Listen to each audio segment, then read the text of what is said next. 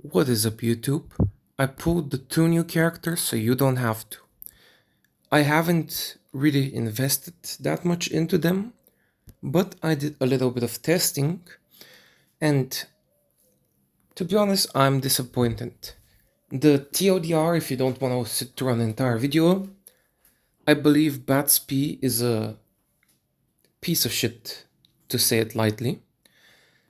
The only place where I see him usable is versus red units in PvP, but there aren't really that much red units in the PvP method. Like, I think there's only Veronica and Holden.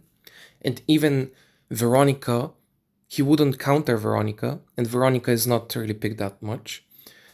Holden is picked much, but he will be faster, so you still just have to outspeed him to have a chance of doing something. So, yeah, overall, my view on Batsby is don't pull, or just pull for the collection.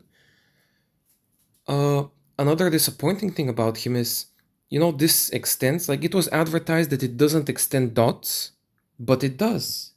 But why am I complaining then? It only does it versus animuses.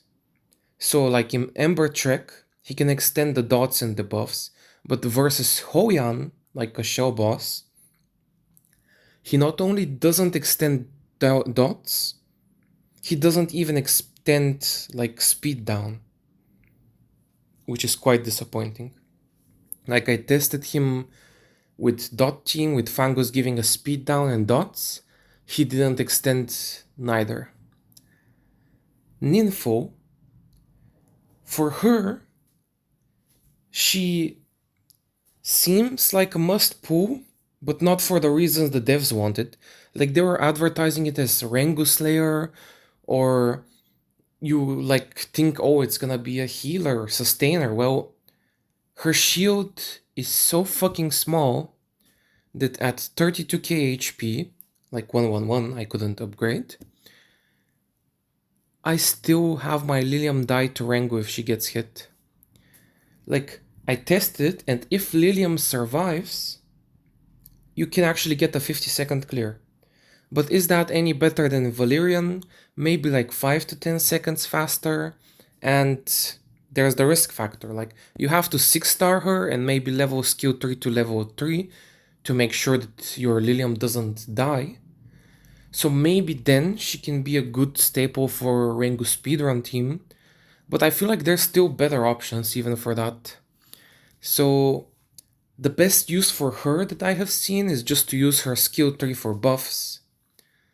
Because it gives you, like, this is the only skill tree which gives you 3 buffs at the same time, I believe. Other than Doki Doki. For Ziada Soul Flame stuff. But even then, you're still 1 buff short if you're trying to do the 3-man Ziada Doki team. So that's also disappointing. But still, it is really good value because it gives you 40% attack buff and another 40% on top of the shield if you make it level 3. Even at 25%, it's still pretty decent, to be honest. So she is a good buffer, but not the best sustainer, at least until you invest. Like, I feel like the healing is so piss low on the skill 2 that if you want to actually use her as a solo healer, it's impossible even if you max out the skill.